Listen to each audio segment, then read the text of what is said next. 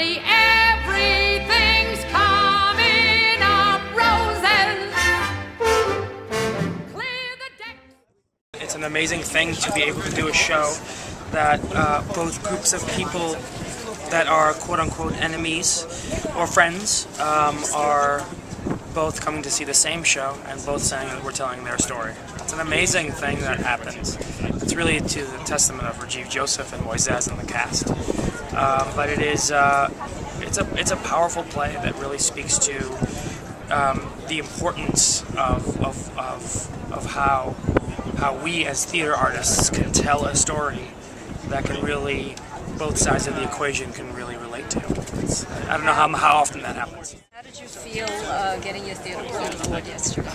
You know, I said this in the speech as well. I'm a big freaking theater nerd. I'm a huge theater nerd. So it's a complete honor. I mean, just to be nominated or not nominated, to win the Theater World Award, and knowing that it's a once-in-a-lifetime thing, it was a real treat. And just being with the group that was there, and like being on the same stage as like people like Billy Crudup and Tova and all those people is an amazing thing.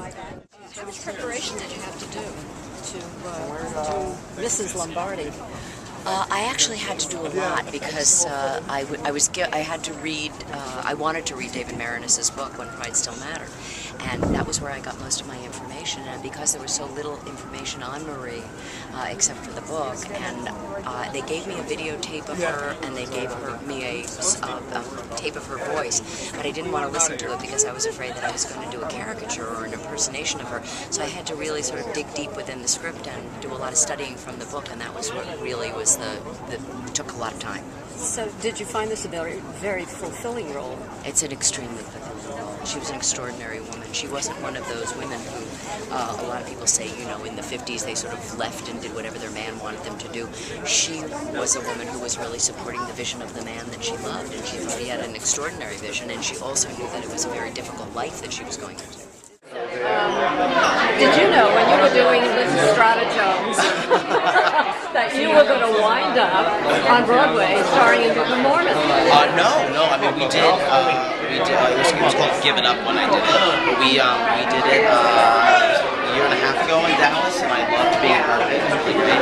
But no, the Book of Mormon wasn't really on my radar. So how did that all unfold? Well, I came back to the city after we finished, and really just a couple months later, I got a phone call from my agent saying they were doing some recasting, and would I be interested in going for it? And I did, and I had a handful of auditions, and then was cast. It was kind of crazy.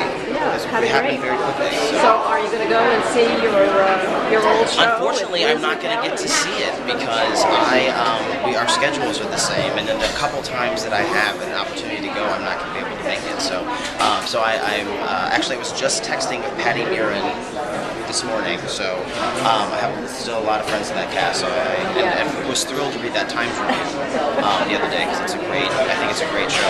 It is a great show, and I gave it a great review, which is already up. And I loved Patty, and I loved Liz. She's amazing. And it was just terrific. But you got something better going now. Well, good luck. Thank you.